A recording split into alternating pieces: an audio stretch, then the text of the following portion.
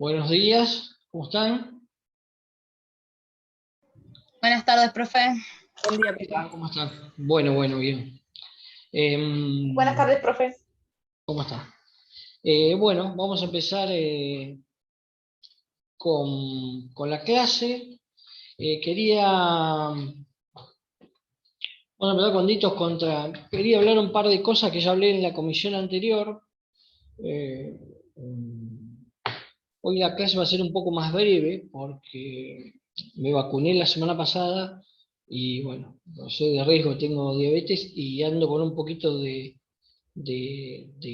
digo síntomas, pero bueno, me está haciendo efecto la vacuna, para bien. No se preocupe, profe, si se siente mal, no hay No, problema. no, igual la voy a tratar de dar a hablar un poco y la idea es cumplir, así que no hay inconveniente. Pero va a ser un poco más breve, como con la anterior. Tengo un compromiso con ustedes, con el trabajo, así que voy a empezar con la clase. Primero, bueno, algunas reflexiones, ayer tuvieron reflexiones con el doctor Taza respecto del examen y algunas cuestiones para mejorar. Hoy lo decía en la clase inicial que ha habido problemas, siempre digo lo mismo, de pasar de lo concreto, para no hablar de inductivo, nada de eso, de lo concreto a lo abstracto y de lo abstracto a lo concreto. Siempre, si ustedes tienen que ejercer, vamos a poner el caso particular en el examen, cuando hubo casos prácticos, tienen que ejercer la defensa, vamos a poner el caso de la defensa, ustedes van a tener un relato que no va a ser tan circunstanciado ni como fueron los exámenes, en los exámenes, pasarlo al tema abstracto, o sea, elegir la dogmática o la doctrina que mejor se adecue a su posición respecto, por ejemplo, de defensa, y finalmente volver a lo concreto. De manera tal que el caso, vimos que en los casos, vimos que hubo algunos problemas, e incluso me pareció como que a veces son más sencillas las cuestiones y hubo como algunos pensamientos un poco artificiales. Quizás ustedes a los que les estoy hablando han aprobado, así que seguramente no es el caso de ustedes. También reconozco que hay algunos inconvenientes. El primero es la forma de dar clases, la forma de estudiar, el momento. El segundo problema tiene que ver con la forma de examen. Quizás sea un poco más difícil este tipo de exámenes y la forma que dábamos antes era mucho más sencilla, no con tantos casos prácticos, multiple choice. Y lo tercero que tienen que aprender a manejar es que lo hacen con libro abierto. Y a veces eso termina complicando las posibilidades. Por eso lo que voy a hacer, más allá del día de hoy, que quizá no esté en plenitud, es decirles que lean previamente. Me dijeron que ustedes manejan el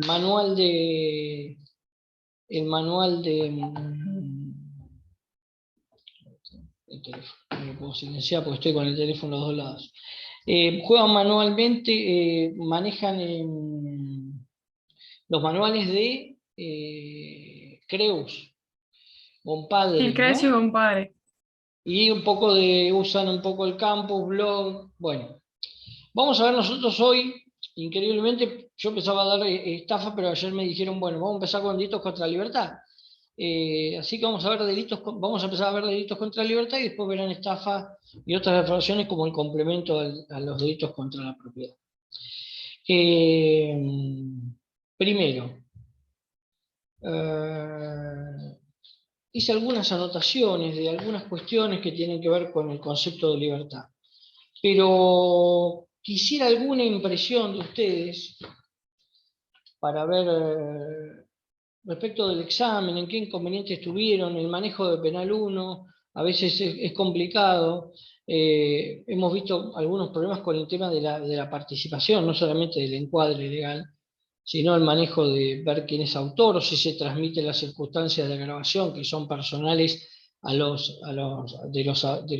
por ejemplo, en el caso de, creo que había un caso de homicidio por codicia, por precio, no había contexto de violencia de género, pero fue juzgado como contexto de violencia de género en el caso real, donde el marido creo que manda a matar a la mujer para herencia. Bueno, todas esas cuestiones ustedes tienen que manejar la parte general. Yo les dije que en la parte general la teoría del delito es medio como que son un par de monografías. No es tan compleja. Inevitablemente, ustedes estudian de un material complejo, que es el manual de Zaffaroni, ¿o no? Sí, En en la parte página. general sí. Sí, es un poco complejo, pero lo que tiene la parte general, que le va a servir de herramientas para utilizar o para examinar cualquiera de estos tipos penales. Veo que, bueno, con los concursos puede haber problemas respecto de si se aplica o no una figura, las figuras se desplazan, pero inevitablemente lo que nos llamó un poco la atención en algunos casos es los problemas que tienen con la autoría, la participación, la instigación, qué es una instigación, o sea, muchos dijeron que podía haber una instigación a un delito culposo. Después están cosas un poco más, con mucha más imaginación, como es la picada ilegal que se debatía uno con otro, había un duelo, después se habló en un pelea de puños, se habló de duelo irregular. Bueno, ahí quizás sea buscar figuras que no son tan aplicables. Pero imagínense que ustedes van a decir, van a tener que ver, por ejemplo, esta persona no me pagó. Esa va a ser la frase. Ustedes van a tener que ver si en realidad es un incumplimiento, si hay un dolo inicial y hay una estafa. De eso, que es no es el caso que leímos, sino que inevitablemente es un elemento particular, ustedes tienen que ir a la abstracción, conseguir la mejor doctrina, la mejor teoría si ustedes son defensores, vamos a poner la parte más, o la que sea adecuada en el caso de que sean fiscales, pero esa cosa de ir de lo concreto a la abstracción y después a lo concreto es lo difícil que son los casos. Traten de ver, de preparar para el examen, tengan el material a mano, el que sea. O sea, yo sé que los casos son difíciles de leer porque eran un poco extensos, pero la extensión del caso era para que ustedes puedan tener todos los elementos.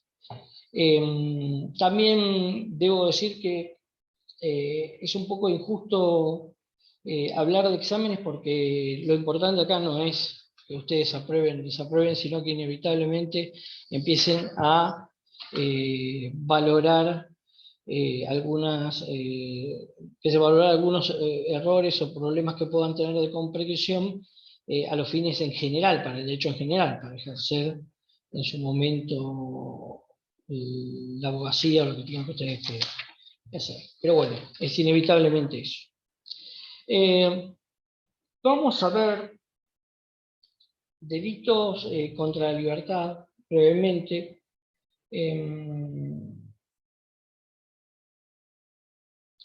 Estamos en momentos en los cuales el tema de la libertad se menciona de distintas maneras respecto de la libertad a partir de los problemas que tenemos con el tema del confinamiento y bueno. La palabra libertad es de un uso muy común y lo peor es que, como dice a veces Soler, es heterogéneo, es confuso. Si yo hablo de delitos contra la libertad, ustedes dicen, bueno, ¿de qué libertad no se trata? Bueno, ¿a ustedes qué les parece? A partir tenemos el título 5, ustedes van 140, si tienen el código ahí, vamos a abrirlo.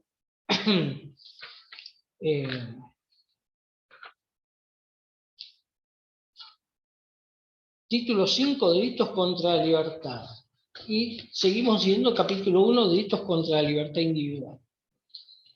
Vamos a empezar a hablar por el capítulo 1. ¿Qué tenían que tener en cuenta ustedes? ¿Qué les parece que puede ser la libertad protegida desde el punto de vista penal? Para mí la libertad es una manifestación, una expresión de alguna circunstancia que esté relacionada con la persona. Por ejemplo, hay diferentes tipos de libertad. Podemos tener en este caso la libertad de circulación, que ahora se vio restringida por la pandemia, la libertad de pensamiento, la libertad de elegir, por ejemplo, una carrera que a uno le gusta, de elegir una posición política que se siente representado, la libertad también, claro, la libertad con respecto al consentimiento también, en todos los aspectos. Para mí es un todo integral y es una manifestación que puede tener una persona en distintos ámbitos. Bueno, dos cosas. De todo eso podemos hablar en dos sentidos. O sea, la libertad en sentido positivo. ¿Cuál será la libertad en un sentido positivo como un bien jurídico?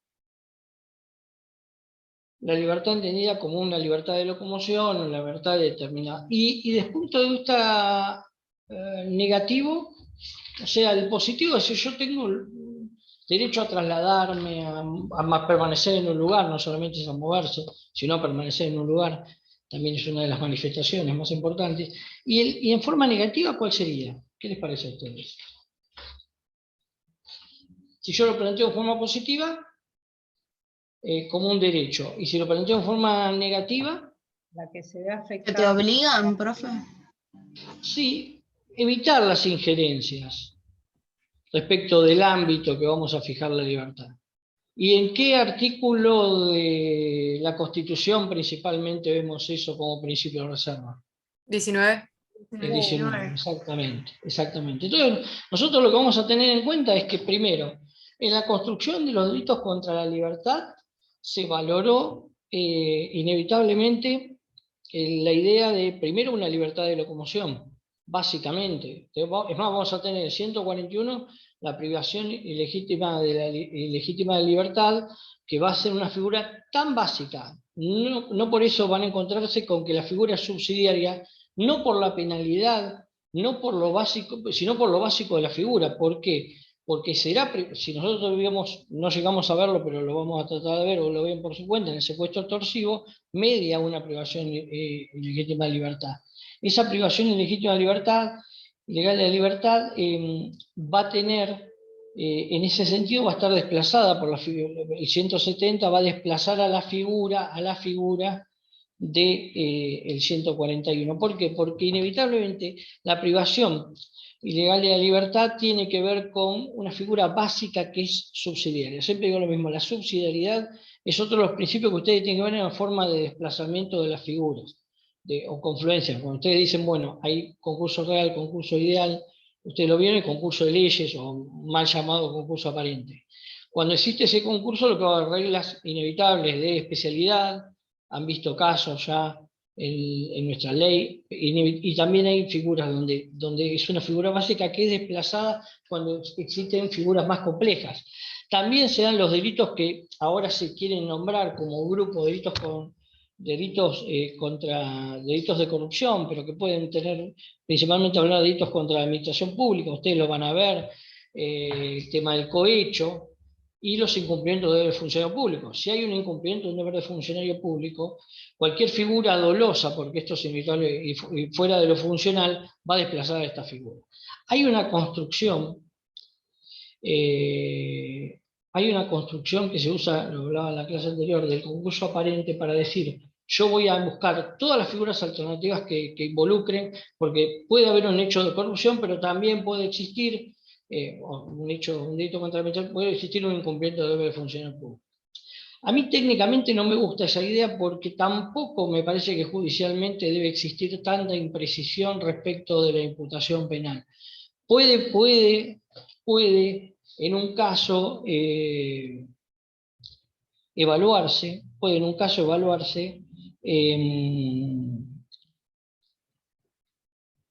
algún problema con algunas figuras, pero yo creo que ahora con el concurso aparente, principalmente es una teoría que se utiliza mucho en Buenos Aires, acá somos un poco más reacios, te meten todo el Código Penal, y después en juicio se verá. Inevitablemente también a la defensa, el principio de congruencia, no se puede imputar absolutamente todo, debe existir una precisión en la imputación. Bueno, se vale de eso para decir, bueno, concurso aparente, porque si no es esto, queda desplazado en esta figura y en esta figura. En realidad están imputando todo y no imputan nada.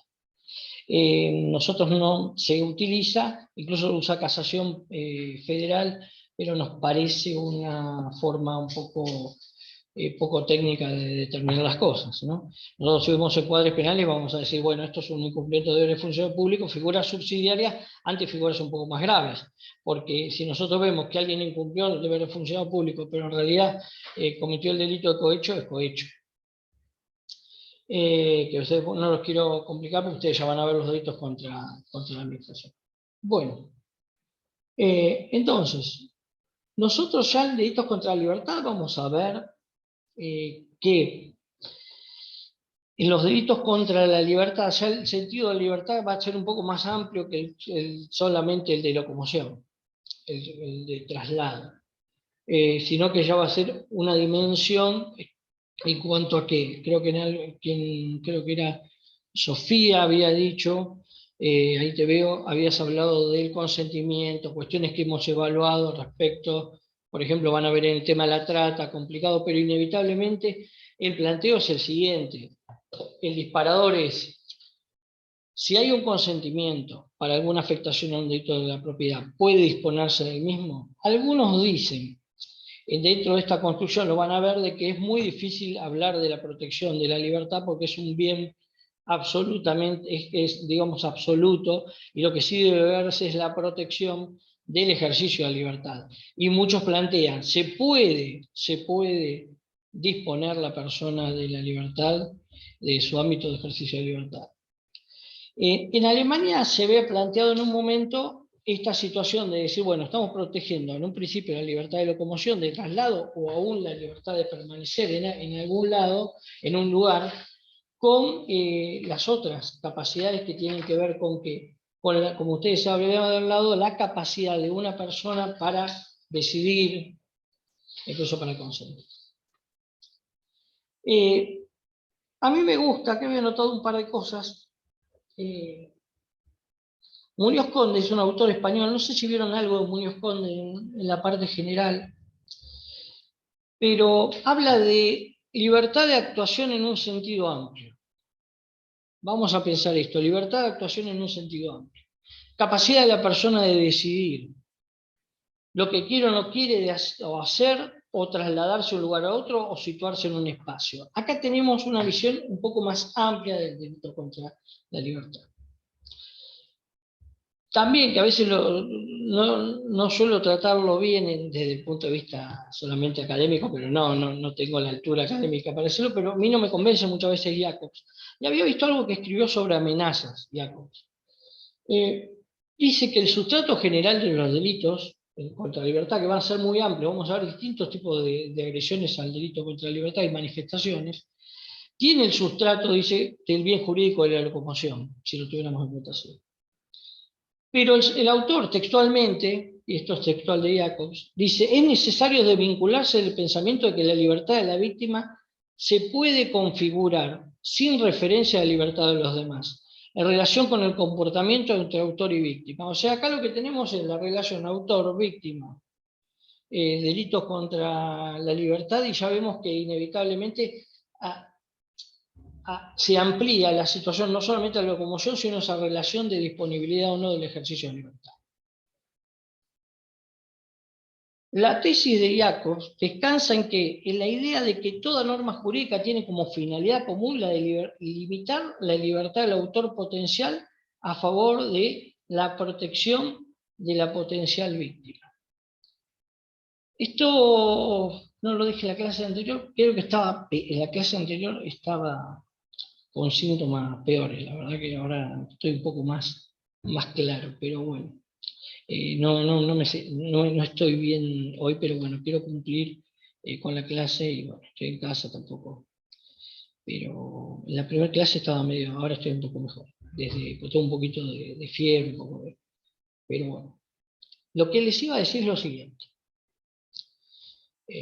Si no aparezco más en clase, ustedes ya saben el destino, ¿no? Pero bueno, no. Chiste, no, uno no debe afirmar eso para que pueda. Pero bueno, es un tema, está muy grave la situación. Eso es otro tema. En el tema de la norma, yo siempre digo, había un libro muy lindo ustedes dirán, qué horrible ese libro, Teoría de las Normas, de Armin Kaufmann, que citaba un libro anterior que era Binder, un tratado de 6 tomos que hablaba de las normas penales. La construcción de las normas en prohibición, autorizaciones, limitaciones, es una teoría un poco compleja que se está usando ahora, pero inevitablemente siempre decía una paradoja. Binder partía de la paradoja de que si uno buscara la norma penal, ¿dónde está la norma penal? ¿Por qué? Porque la norma penal lo único que dice o afirma es la acción del autor. O sea, la norma penal es afirmativa. El que mata, el que se apodera, inevitablemente ahí no está la norma, porque es justo lo prohibido lo que determina la norma. La norma, entonces, inevitablemente la construcción normativa es lo que descansa detrás. En el bien jurídico protegido hablamos de libertad. Pero cuidado, en la libertad nosotros vamos a valorar ese bien jurídico protegido en relación a esta norma. Y esta norma le vamos a dar características, ya no de locomoción, sino en capacidad de actuación negativa. Capacidad de actuación como una forma negativa del aspecto. ¿Por qué? Porque inevitablemente vamos a decir, si aquella persona, el sujeto activo, puede o no penalmente ser relevante la limitación o la afectación a la libertad del otro, principalmente en la libertad locomotiva. No en la libertad locomotiva, en la de capacidad. Ahora, uno si va construyendo normas, va diciendo, bueno, solamente puede ser sujeto pasivo del delito aquella persona que tiene capacidad para decidir, para consentir, para elegir quedarse, no quedarse, trasladarse, quedarse en un lugar. ¿Qué problemas puede traer esa situación? A ver qué les parece. ¿Qué problema? Yo planteo esta norma. Nosotros dijimos que, bueno, siempre la norma dice lo paradójico, decía Kaufmann siguiendo a Binding, en teoría, en la famosa obra Teoría de las Normas, es decir, bueno, no sé cuál es la norma porque la norma dice lo que debe cumplir el delincuente, o sea, la norma es, inevitablemente no puede ser esa, porque no es la norma matar, no es la norma estafar, no es la norma defraudar, la norma es otra. ¿Y cuál es esa norma? Si yo digo que los delitos contra la libertad van a ser evaluados desde el punto de vista de la libertad de locomoción, pero también de la capacidad en algunos casos para elegir, la capacidad de actuación en una forma negativa, ¿qué problema puede ocurrir respecto de los sujetos pasivos? ¿Quién puede no ser sujeto pasivo de este delito? Aquel que no tenga capacidad de actuación. ¿Me siguen? Y entonces ahí empezamos con los grandes problemas de la doctrina. Vamos a una figura básica para emplear. ¿Se puede privar ilegalmente de la libertad a un menor? ¿Puede ser sujeto pasivo de un delito contra la libertad un menor que no tiene capacidad de voluntad? ¿Un recién nacido? ¿Alguien en estado de inconsciencia? Ese es uno de los grandes planteos. ¿Por qué? Porque si tuviéramos que decir de que solamente aquel que tiene capacidad para decidir plenamente quedarse o permanecer en un lugar, no podía ser sujeto pasivo de delitos contra la libertad. Aquellos que no tienen esa capacidad autónoma pueden ser menores de edad, recién nacidos, estado de inconsciencia. Entonces, ¿cómo explicamos esto? De dos maneras muy sencillas. O no son sujetos pasivos o son sujetos pasivos. ¿Qué les parece a ustedes? ¿Qué idea tienen? ¿Qué aproximación pueden hacer de esto? ¿Sobre los sujetos pasivos? Claro, pueden ser, porque hay dos posiciones, o se puede ser sujeto pasivo o no se puede ser sujeto pasivo. Vamos a ponerlo. Cuando hay ausencia temporal, esta es la fórmula, o permanente de la capacidad de decisión del sujeto pasivo, intoxicación, estado de conciencia, plus acaso, en el profundo, recién nacidos, Para que haya delito de libertad, ¿podemos prescindir de la capacidad de decisión del sujeto pasivo? Sí, para mí puede ser, o sea, en mi opinión personal, sujeto pasivo Sí. de un delito contra la libertad puede ser cualquier persona, tanto consciente o ¿Y, inconsciente. y O sea, por qué? ¿Y por qué? Porque porque para, ahí está el problema. Nosotros tenemos el problema, no, el problema cuando nosotros pensamos de esta manera es por qué, de lo que dijimos antes. Es lo que yo siempre digo, nosotros venimos con una teoría, hablamos de locomoción, hablamos del aspecto negativo, de la capacidad de decidir, de la capacidad de actuación, como dice Muñoz Conde. ¿Y por qué puede ser alguien que no tiene esa capacidad de actuación, de decisión, como puede ser un menor de edad, un recién nacido, pero un menor de edad que no pueda depender, que no pueda decidir en casos, o un intoxicado, o una persona que nunca supo, por sueño, por un estado de inconsciencia, que estuvo privada de su libertad? Yo creo, profe, que tiene que ver con la intención del sujeto activo. O sea, si la intención del sujeto activo está dirigida a privar de la libertad a una persona, en ese caso para mí se va a configurar el delito. No sé si está bien o mal lo que pienso, pero si vamos a hablar, por ejemplo, de un recién nacido o un menor, yo opino como Josefina. Sería ilógico hablar de que no estamos en un delito contra la libertad. Lo importante no, bueno, en esta prueba, lo que planteo, lo importante no es la respuesta, sino cómo llegamos a la respuesta. Porque la respuesta es sí o no. Volvemos al mismo caso, el que tenga perros lo ate y el que no tiene, que no lo ate. Lógicamente, si no tenés perros no lo vas a atar, en esa famosa lógica. Lo que hay que decir es que sabemos que puede ser que alguno diga, no, no pueden ser sujetos pasivos o pueden ser sujetos pasivos. La respuesta es lo que hablamos de la capacidad de abstracción de un tema, de decir por qué un recién nacido o un sujeto puede ser sujeto pasivo o no de un delito contra la libertad, y es o que ascribimos a un criterio amplio o un criterio restringido. ¿Cuál es el criterio amplio? Que aún aquellos pueden ser sujetos pasivos, aún aquellos que tengan esa capacidad, no tengan esa capacidad de decisión, esa capacidad de actuar. Pero cuidado, ahí voy a Sofía, ya estoy con vos. Sofía dijo la intención del autor, y podemos decir que desde el punto de vista de la teoría de las normas, que es lo que uno entienda, la intención del autor no va a definir el ámbito de lo injusto. ¿Se entiende? La intención puede definir algunas características del delito. Inevitablemente sí puede haber un dolo inicial. En la estafa, no me pagó algo, bueno, pero eso se llama dolo inicial, no es intención. Si hay dolo inicial de estafar, hay estafa, porque si el dolo es posterior, nunca va a haber una estafa porque no se inició. Son todas cuestiones que tienen que ver que ustedes lo van a ver con el tiempo, no lo van a ver directamente ahora, pero lo que tienen que aprender es que los institutos uno los puede abordar de distintas maneras, pero esa distinción no tiene que ver de sujeto pasivo, no tiene que ver con el sujeto activo, sino inevitablemente, si vos, según el concepto de libertad, esas personas, restringido o amplio, pueden ser sujetos pasivos de libertad o no. No sé si es importante lo que digo, lo importante es cómo llegamos y cómo establecemos estos criterios normativos para decir, bueno, qué es lo que está penado y qué es lo que no está penado. ¿Se entiende?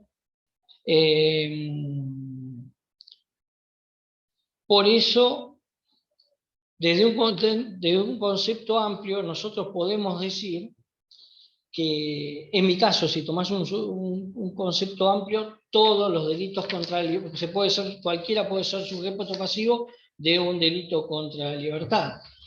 ¿Por qué? Porque acá había notado algo.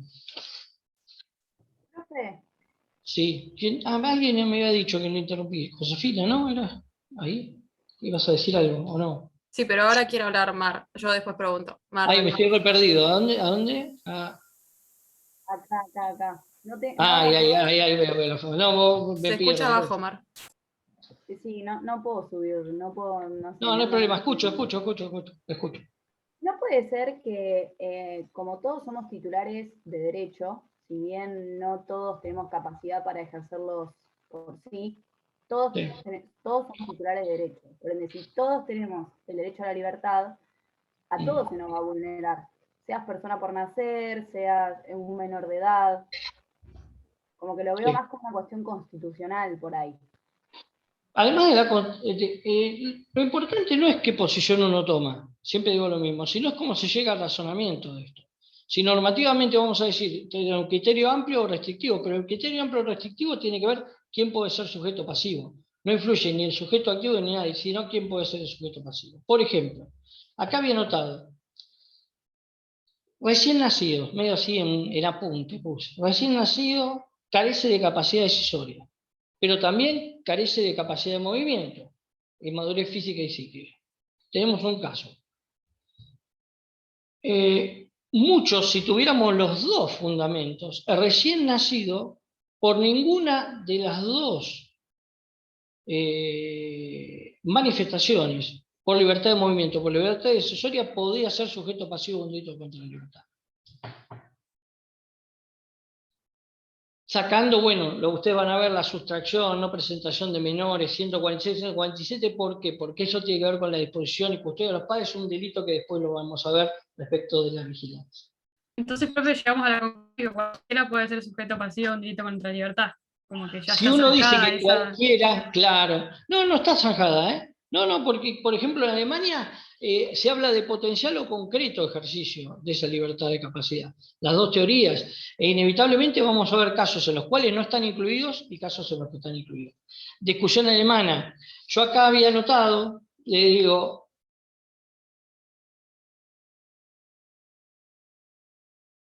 que como hacen los italianos, muy claramente, la ley ampara la libertad corporal y la otra manifestación también de un niño, un borracho, un inconsciente, es el mismo objeto de acción, de manera tal que vamos a protegerlo. Vamos a protegerlo desde ese punto de vista, de esa manifestación. ¿Por qué? Porque en este ámbito de derechos, inevitablemente adscribo al concepto más amplio y no restrictivo. Entonces, de manera tal que si alguno dice, miren, un recién nacido no puede ser objeto de una privación ilegal de la libertad, ¿por qué? Porque no tiene ni capacidad de locomoción, ni capacidad es definir la norma, de manera tal que lo que digo es que en el bien jurídico tutelado nosotros tenemos este tipo de normas, pero el sentido tiene que tener un sentido práctico respecto al ámbito de protección. ¿Por qué? Porque podemos ir más allá. Vamos a otro tipo de sujetos. Ya no el recién nacido, que es un poco más fácil. Vamos a ir a un menor. Vamos a ir al caso que alguno pasó o no pasó. ¿Qué pasa con los castigos abusivos de padres, tutores, respecto a aquella persona a la cual no tiene esa capacidad, está bajo su custodia o tutela? ¿Puede ser un delito contra la libertad? Y digo, ese ejercicio abusivo,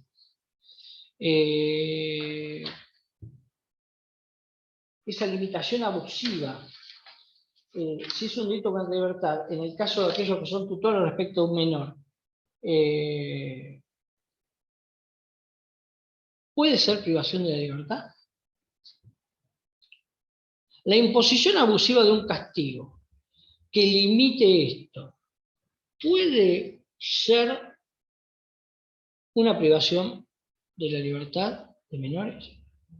Ya estamos en otro ámbito, ya fuimos, no sé, lo que planteo son todos inconvenientes, todos conflictos.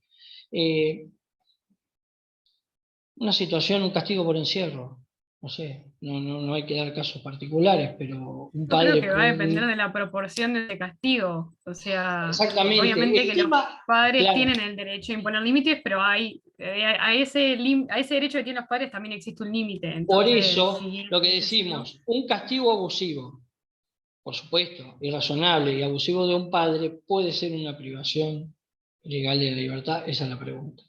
Y sí, pero siempre digo sí en mi opinión por algo, porque tenemos un concepto amplio de libertad y no debemos restringirlo. Alguna vez, inevitablemente, estamos diciendo, bueno, pero no estamos protegiendo la libertad porque es un bien casi inmanente a la persona, o sea, no se puede proteger eso. Lo que se protege en realidad es el ejercicio y estas manifestaciones.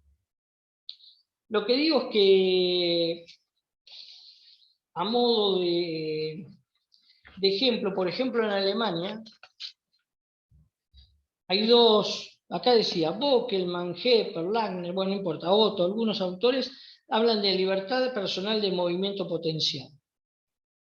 Y los otros hablan de que hay una libertad de movimiento potencial y otros una capacidad de decisión real del sujeto activo. Esto de la capacidad potencial, la capacidad real, las causas definitivas, todo eso son discusiones doctrinarias, pero inevitablemente en los casos de los recién nacidos que tenemos los dos problemas de capacidad, la de trasladarse por su medio y la capacidad de decisión.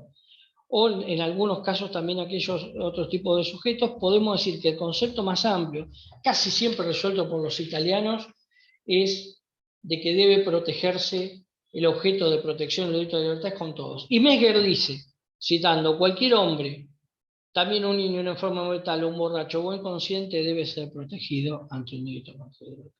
Me parece que esa es la conclusión. Acá lo que vemos es cómo juegan determinadas teorías para la imputación. Imagínense, no lo llevo, esta vez inevitablemente quiero que ustedes lean Delitos contra la Libertad, pero voy llevando, imagínense en la capacidad de acción, la posición de garantes, la definición de roles, la definición de expectativas en la sociedad, cómo normativamente pueden complicar a una persona y normativizarla a partir de determinados roles, determinadas reglas de tránsito, ustedes lo vieron, determinadas reglas de actuación, deberes de cuidado por la especialidad en los cargos, no sé, contadores, escribanos, delitos de... ¿Vieron lavado de dinero? No. Bueno, van a ver lavado de dinero. Recomendaciones de entidades internacionales que no son penales y que te dicen, bueno, de acuerdo a esto tienen posesión de garante, de manera tal que aquel que no verifica una situación también es lavado. Todo esto ha llevado a una gran complicación, una gran complicación. Esto tiene que ver, por ejemplo, con el dominio del hecho. Esas famosas, si bien es un poco, se utilizó el dominio del hecho, la estructura mafiosa, piramidal. ¿Qué pasa cuando los delitos cometidos por una estructura mafiosa, sea la que sea, cambian de jefe de mafia respecto a delitos cometidos y cuando ni siquiera hay ningún tipo de comunicación, el tema organizacional, se ha trabajado con ustedes lo van a ver con el tema de la asociación ilícita. Bueno, son todas cuestiones que tienen que ver con la construcción de normas. Detrás hay una teoría de normas. Lo que pasa es que en el normativismo lo que trata de hacerse es inevitablemente ver las expectativas de una sociedad desde el punto de vista del derecho penal y establecer roles y cuidar bienes jurídicos. El problema es que los bienes jurídicos inevitablemente es fácil hablar de la libertad en este caso, pero en estos casos tiene que ver con el rol de ciudadano, el rol de contralor, bueno, muchas otras cuestiones. Nosotros lo que vimos en el examen es algunas muy buenas respuestas, pero también vimos como que no sabían distinguir entre un instigador, un partícipe, un autor. No se sabía quién era el dominio del hecho. Pero bueno, son cuestiones que ustedes van a tener que ver. Hay teorías, inevitablemente. Pasó en el juicio a los comandantes, ¿no? Se dijo por la teoría, creo que de autoría formal objetiva, que había, no podía haber autor mediato, porque el determinador a otro era el instigador, y bueno, se dijo en la defensa de los juicios de los comandantes de que, por ejemplo, no podía existir autor mediato. Bueno, después se utilizó una teoría de Roxin de la estructura organizacional en delitos, bueno, de lesa humanidad también se utiliza en otras formas, pero inevitablemente la doctrina va cambiando la idea y la expectativa de las normas. Por eso a veces es un poco complejo, pero a favor de ustedes, los exámenes de este tipo son difíciles, porque son demasiado, los casos son largos de leer, me imagino, eran largos de leer, pero eran largos para que ustedes tuvieran todas las características del caso y todas las manifestaciones. En los agravantes, inevitablemente hay un abuso de imágenes por agravantes. Pasa en los homicidios agravados, que es el ensañamiento, que es la alevosía, es una patada, todo eso. Bueno, no, hay que manejarse por imágenes, pero a veces pasó que meten agravantes donde no era. Pero realmente igual como conclusión, lo que ustedes tienen que ver en un examen no es el resultado, lo de menos, o sea, pueden desaprobar, eso no importa. Lo que ustedes tienen que ver es, bueno, qué herramientas tengo, cómo tengo que ver el derecho penal, no ahora, porque ustedes no van a poder saber determinadas teorías, pero la idea es decir, bueno, cuando yo tenga que ejercer tengo que tener la dimensión de la parte especial, de la parte general, después ver la parte especial, tener un pensamiento también en materia procesal y se piensa todo en una misma dinámica. Imagínense que usted como abogado no va a ser lo mismo que pueda lograr que un juez entienda que uno es un cómplice primario, un partícipe secundario, un autor, un instigador, un autor mediato, que un delito esté consumado o que un delito esté tentado. No nos pongamos en el rol de fiscal o de juez porque ellos tienen que sí resolver el tema de acuerdo a la doctrina judicial o de acuerdo a la ley, pero ustedes como inevitablemente pueden ejercerla, vamos a poner el lado más interesante, cuando ustedes ejercen la defensa van a tratar de decir que ese delito no está consumado, de manera tal o que hay anticipaciones punitivas. Si nosotros tenemos en cuenta todo esto, vamos a... Vamos a ver dos cuestiones. Delitos contra la libertad, bienes jurídicos protegidos. Vean en el código que vamos a empezar en la sistemática con el capítulo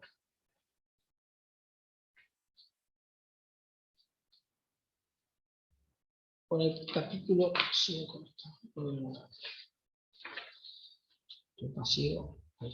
Bueno. Delitos contra la libertad, y vemos primero, capítulo 1, delitos contra la libertad individual. Lo que quiero, lo dejo como clase introductoria, es que empiecen a ver principalmente el 140, 141, que es una figura básica, privación de la libertad, básica, que después se va a mover, y las figuras agravadas. Ya ahí vamos a empezar a ver las manifestaciones respecto a los agravantes.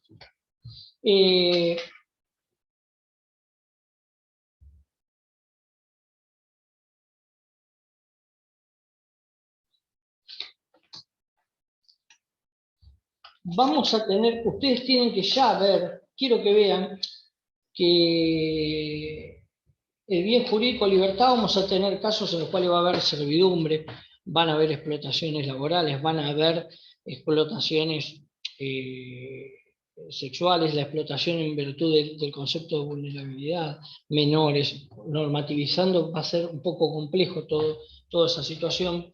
Va a haber el debate que existió inevitablemente en el tire y aflojo respecto del consentimiento en materia de trata, principalmente como una reacción a un problema cultural, ¿no? Es un gran debate muy complejo respecto, nosotros hablamos de la libertad, ¿no? La libertad manifestada, yo creo que en la primera clase lo dije, es muy compleja porque en materia de explotación, si uno habla de que una persona explota al otro o la reduce a una servidumbre, no puede valorarse ningún tipo de consentimiento o disposición sobre sí. El problema fue que inevitablemente en algunos casos de explotación sexual se trabajó, en vez de trabajarse dogmáticamente, se estableció una presunción de que no puede existir un consentimiento válido. Y ahí es donde está la complejidad, porque nosotros no podemos definirlo de esa manera ni decir que nadie mayor de edad pueda no tener capacidad de actuación o de decisión. Es complejo. Es preferible decir que la situación, de hecho, de esa norma nunca va a permitir, o casi siempre se va a presumir, de que no tienen esa capacidad de consentimiento. Cuando lo define la ley y la ley penal, inevitablemente estamos en otro ámbito. Era mucho más sencillo hacerlo con eso. Pero principalmente esto tiene un fundamento. Cuando empiezan las causas de trata, nosotros lo vimos de primera mano, ¿no? Mar del Plata tiene algunas características de la justicia federal muy buenas. Nosotros quizás Mar del Plata es el lugar más exitoso en la lucha de la trata en materia de represión del país. Los números, el trabajo que se hizo en trata laboral, trabajo infantil y en principalmente explotación sexual fue exitoso. Eso quiere decir que hubo muchas personas presas, no tiene que ver con cambios culturales, solamente es sancionatorio. Pero bueno, ese éxito se tuvo, pero también fue una experiencia en la cual nosotros vimos cómo la norma penal trata de ajustarse a los fines de que sea efectiva. Y muchas veces los criterios judiciales no iban a establecer que existía un consentimiento válido de muchas personas sometidas a una explotación sexual. Pero decirlo ya en una norma penal era inevitablemente sacarle capacidad de voluntad de decisión a una persona. Es preferible definirlo a partir de la situación y no directamente establecer que esa persona no puede consentir. La norma no lo podía definir. Quizás todos los casos iban a decir que en esa situación el consentimiento no era válido, pero presumirlo y establecer una regla en una norma hablaba de la efectividad de la norma penal, y siempre que hablamos, por más loable que sea el objetivo, cuando nosotros hablamos de efectividad de la norma penal, estamos logrando inevitablemente que su función represiva sea más amplia y exitosa, cosa que inevitablemente seguimos pensando en los conceptos limitadores. Bueno, en este caso, como usamos conceptos limitadores, también tenemos conceptos expansivos respecto a la protección. De manera tal que cuando hablamos en estos casos de la libertad individual, la libertad personal, el ejercicio de libertad siempre va a tener un criterio amplio. De manera tal que para mí, en mi opinión, mucho más sencillo es que todos pueden ser sujetos pasivos de derecho de realidad. ¿Por qué? Porque simplemente un principio amplio. Por eso las teorías no resuelven el conflicto. Porque si nosotros decimos aquel que tiene capacidad de decidir, de voluntad, solamente se afecta a eso, o la de locomoción, y vemos que hay gente que no es dependiente, que depende de un tercero para moverse, o no tiene capacidad de decidir por las razones que sea, porque sea un menor de edad, un recién nacido, o un inconsciente, o alguien con una enfermedad mental, debe ser protegido también o tutelado.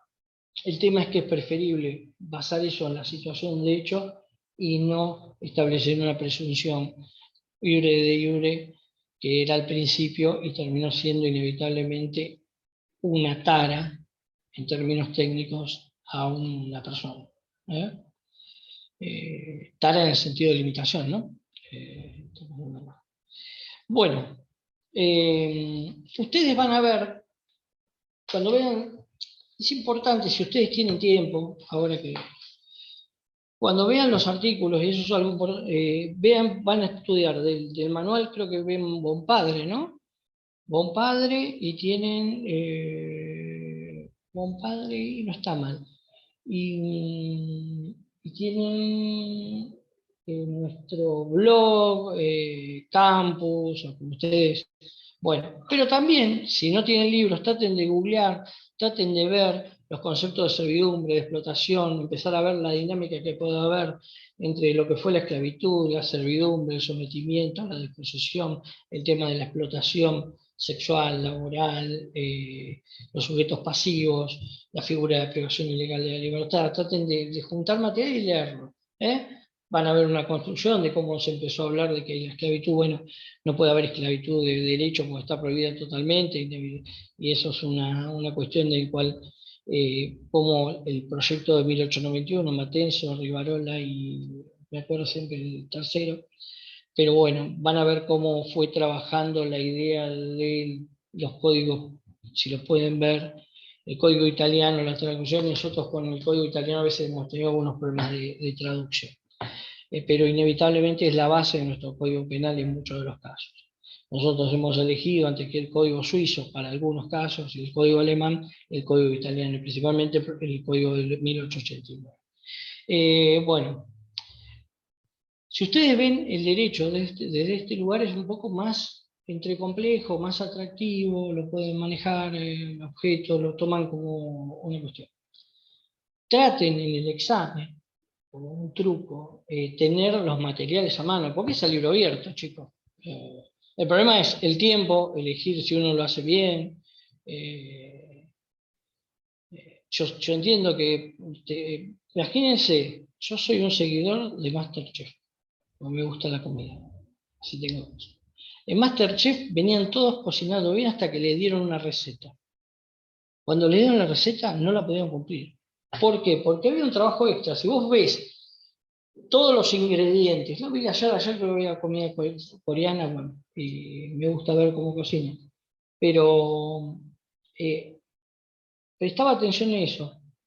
No lo veo, la verdad que lo saqué, pero bueno, lo saqué para...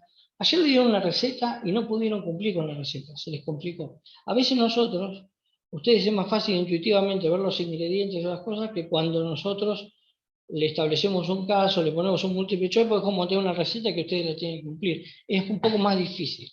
Ahora, a favor de todos ustedes, los que probaron el parcial, cuando no, los que fueron recuperatorio, el examen no dice absolutamente nada, menos en un multiple choice, ni en estos casos. Lo que quiero que ustedes puedan entender es que cuando estén viendo el caso, aunque no les salga en esa hora, como no le puede salir la receta, leer la receta y aplicarla según los ingredientes. Ayer hubo problemas porque la gente no sabía cuáles eran los ingredientes. Vos le podés dar la receta, le ponés los ingredientes, pero no sabés cuál, porque eran ingredientes exóticos, no sabés cuáles son, y es imposible hacerlo. De manera tal que ustedes pueden tener todos los materiales ahí, pero si ustedes no saben de qué se trata ese material, se les va a complicar para evaluarlo. Lo que digo es que tengan, hablando siempre en términos culinarios, un poco masticados los temas en el material que ustedes tienen. Y después, bueno, el multiple choice no es sencillo, pero eso lo van a tener que manejar respecto de la mirada que ustedes tengan del derecho y principalmente entender los institutos. Yo siempre tengo una frase, no viene al caso, que digo que hay gente que, vamos a poner, juega al fútbol y muy bien, muchos años, y no entiende lo que es el fútbol. Juegan al tenis muy bien y no saben lo que es jugar al tenis. Y hay mucha gente que ejerce muy bien el derecho y no sabe bien de qué se trata. Entender el derecho tiene que ver con todos estos condimentos, con todas estas cuestiones, como si fuera una receta medio exótica. Ustedes no entienden bien lo que está ahí, pero cómo aplicarlo, tienen que ustedes aprender de esa herramienta, porque en un examen como el que nosotros le damos tiene una desventaja, pero tiene la ventaja que sacando el tiempo, con más tiempo, ustedes cuando trabajen en cualquier lugar van a tener que tomar el hecho, pasarlo en la abstracción, o sea, ir a los libros y ubicar cuál es el conflicto o cuál es el lugar donde ustedes pueden sacar provecho en su posición, ¿sí? Pero estamos hablando no en términos ni morales ni éticos, estamos hablando simplemente en términos de ejercicio de defensa penales, por ejemplo, o la ley, y ahí donde ustedes también, además de la posición espiritual, ustedes ahí van a tener el manejo de la dogmática de los instrumentos. Bueno, les voy a terminar un poquito antes, porque bueno, lo vuelvo a decir que ando medio... Son los efectos, estoy ya con la segunda dosis de Sinopharm, porque soy de riesgo por la diabetes, pero bueno, es simplemente que a mí cuando me la dieron, siempre me dio como síntomas, dicen que es bueno eso. Así que me disculpan que no voy a estar en la hora y media.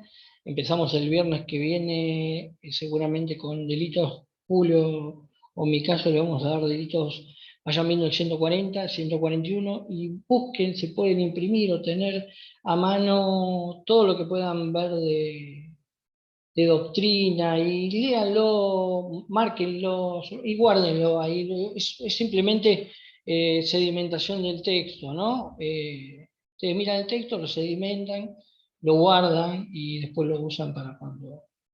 Pero inevitablemente el manejo de estos, como es un manejo de ingredientes, el manejo de estos institutos y de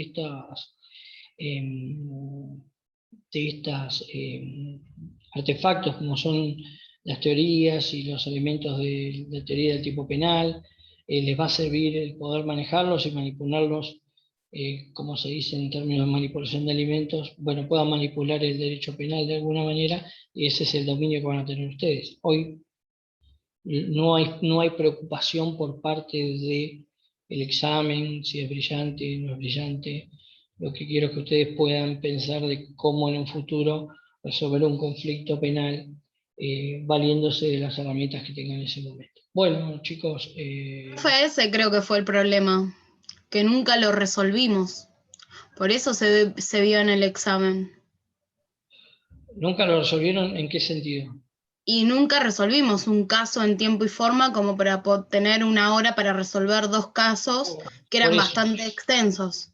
Por eso Entonces, la si no hay evaluación... práctica, Sí, inevitablemente, no, por eso no hay una evaluación ni buena ni mala sobre eso, y es más, creo que los casos lo definía la multiple choice el examen. El caso solamente aportaba, con el múltiple choice, de hecho me parece que, no sé cómo era la puntuación, pero inevitablemente es para que ustedes vayan practicando y vayan practicando sobre presión con eso. Ahora,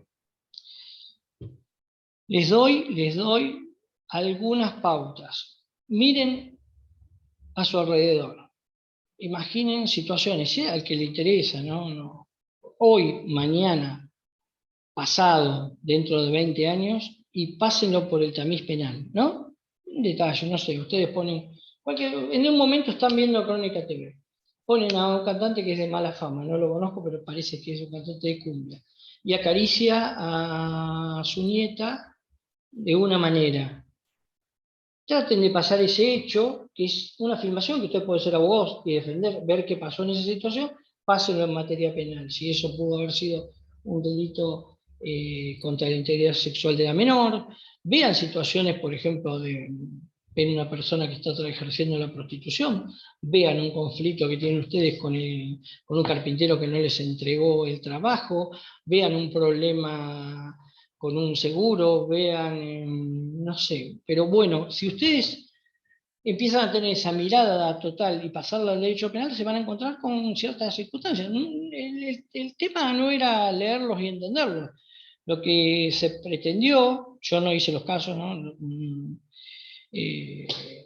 Era, por ejemplo, que si 2 personas se retan, si lo tomamos como un reto, el correr una picada no es un reto a duelo, no es un duelo irregular, no es un duelo, no, ahí está el tema, ¿no? Casi que hay un componente de imaginación que, bueno, la imaginación tiene un límite en el derecho penal. Bueno, todas esas cuestiones están bien o mal hechas, simplemente es para que sean disparadores. Bueno, estoy en condición de resolver un caso. El problema del examen, el cual yo no lo evalúo, ni si comparto o no comparto el tema de los exámenes, yo por mí no pondría notas y bueno, y pediría otras cosas. Pero no tenemos tiempo, estamos lamentablemente está mal armado, penal lo ven en 3 partes por separada, muchas veces no unidos, hay 5 civiles, y la forma de ver el derecho civil es muy distinta del derecho penal. Toda esta conflictividad que se genera, toda esta que pasa a veces como uno como operador, chicos que empiezan nuevo a trabajar con uno y se ponen un poco nerviosos porque no saben qué es lo que corresponde, y inevitablemente, porque imagínense, ustedes tienen una causa, ven, tiene una declaración indagatoria, que se negó a declarar, tiene una testimonial por cámara GESE, puede ser de un menor, y de ahí poder sacar todos los elementos, hay figuras agravadas, ¿no? Tienen que tener inevitablemente esa práctica. No está en condiciones, lo decía Rocío, ahí, no estamos en condiciones a veces en un cuatrimestre de poder, pero sí podemos tirar disparadores, llamar, o que ustedes digan, bueno, falta esto, 40-15 sacando la meto y no defino, ¿se entiende? Hay cosas que ustedes tienen que ver, como él habla en términos de tenis, ¿no? Pero ustedes tienen que ir viéndolo en materia de derecho. El manejo de esos institutos, más allá del examen o no, se va a lograr con el tiempo, para el que le guste el derecho penal, ¿no? Pero la aplicación es para todos los casos, ¿eh? Quizás todo sea más estructurado en materia y se trabaja más con antecedentes en materia civil y quizás en materia penal. Bueno, nosotros nos encontramos de un día para el otro convenciones, cambió, lo digo como operador judicial, cambió apareció la ley penal tributaria, la ley penal tributaria, apareció la ley de estupefacientes desde otra dimensión, apareció trata de un día para el otro, y nosotros inevitablemente tuvimos que administrar un conflicto cultural y social mucho más grande a partir de la pena, y ahí es donde aparecen los institutos. Entonces, ustedes tienen que tener esa mirada. Al que le guste el derecho penal, tiene que tener esa mirada. Yo siempre decía, como práctica, pero también estamos en la limitación de este momento de la pandemia y de la forma. Siempre decía, qué ejercicio que ustedes lo tienen que tener mental, que si pudieran alguna vez construir un tipo penal, a partir de sus miedos, sus ganas de que haya un ámbito de protección para ustedes, diciendo, bueno, ¿qué derecho penal construiría? ¿Cómo lo construiría? En una relación con padres, en una relación con hermanos, en una relación social, en una relación de noviazgo, pero como construcción totalmente artificial, un juego. Pero inevitablemente ustedes decían, ¿podrían poner una sanción de multa, una sanción de pena, que tenga una forma alternativa? ¿Podía agravar la situación si pasa esto, esto y esto? Bueno, no es el caso ni el sustrato material lo que importa, sino es cómo ustedes pueden construir o manejar o manipular un tipo penal. Bueno, eso se logra con el tiempo, no lo van a hacer en 3 cuatrimestres, 4 cuatrimestres. También tenemos que es muy pericial la forma de estudiar, tiene limitaciones, ¿no? Tiene absolutas limitaciones. ¿Por qué? Porque ustedes empiezan a estudiar Derecho, y empiezan a estudiar Derecho, y recién se topan con el derecho ahí, no es que ustedes lo vieron. Yo cuando estudié letras era mucho más fácil. ¿Por qué? Porque yo estudiaba española. Yo ya había leído el Quijote. Había leído a Hernández, el poeta. No el argentino, el español. Entonces, inevitablemente, uno ya conocía cuestiones. Por eso me llamó la atención cuando estudiaba letras y decía, uy, pero el Quijote, tenemos que leer el Ulises de James Joyce y todo eso. Digo, pero ¿no lo leíste antes? Bueno, entonces, ¿qué pasa? En Derecho, inevitablemente, ustedes no leyeron Derecho Penal, y es lo que ustedes tienen que tener es 3 o 4 disparadores, anotarlos y empezar a manejar. Yo sé que lo de los casos fueron difíciles de leer, en el sentido de que eran largos, y el tiempo es como digo, la receta. Ya pusieron una receta con ingredientes puestos en un nombre coreano, y la gente tardó más en elegir los ingredientes que en hacer la receta, no se entendía. Pudo haber pasado eso también.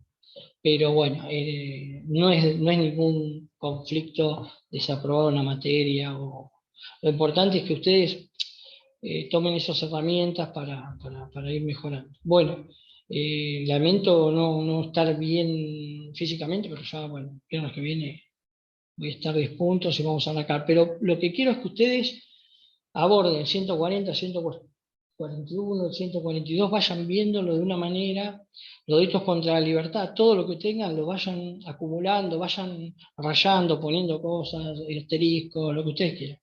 Pero ya se familiaricen porque es muy importante familiarizarse con los conceptos, con la forma de análisis, que en un mes y pico, 10 clases de Zoom, es imposible que nosotros lleguemos a ustedes. También podríamos haberle tomado robo, formas agravadas, ustedes escribían en forma monográfica, enciclopédica, y aprobaban. Bueno, quizás con el múltiple choice de los casos es un poco más compleja, pero es la única forma de poder hacer un examen de la manera que estamos haciendo ahora. Nosotros nunca usamos múltiple choice, no estamos muy de acuerdo con la forma, pero no hay otra forma de establecer esta nueva forma de examen, ¿no?